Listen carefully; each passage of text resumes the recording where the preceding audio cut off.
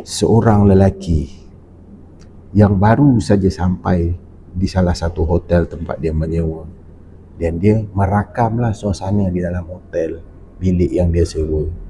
Dan pada mulanya rakaman dia nampak normal, tak ada apa. Dan sehinggalah apabila dia menghala kamera dia ke arah satu cermin yang terletak di dalam bilik air, dia ternampak satu sosok wanita berwajah pucat dan berambut panjang sedang berdiri kaku di belakang dia sambil menghadap muka dia.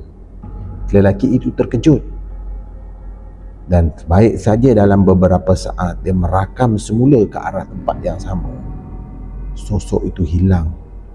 Dia tak nampak apa-apa, dan lelaki itu dah mula merasa tak sedap hati, kerana di dalam bilik yang dia sewa itu bukanlah hanya dia seorang saja yang tinggal, tetapi dia ditemani oleh satu makhluk yang datangnya dari alam lain, akan menemaninya pada malam tersebut.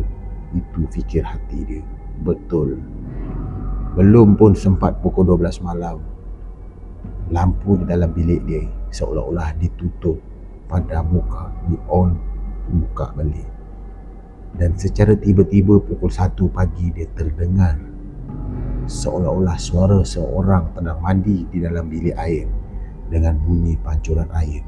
Dan apabila dia buka pintu bilik air, pancuran itu tertutup, tak ada air pun yang keluar. Dalam bilik air hanya kering seperti biasa.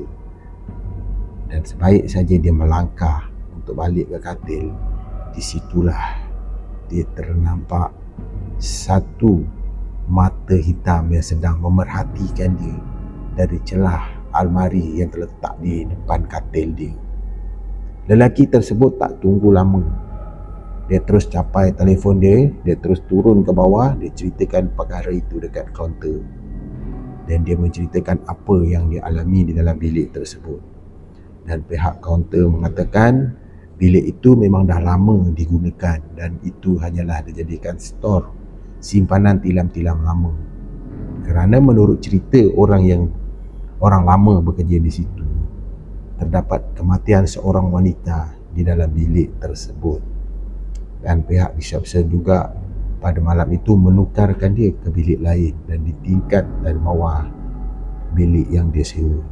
Kalau kau sukakan cerita seram, jangan lupa follow dan subscribe Yuzi Apai.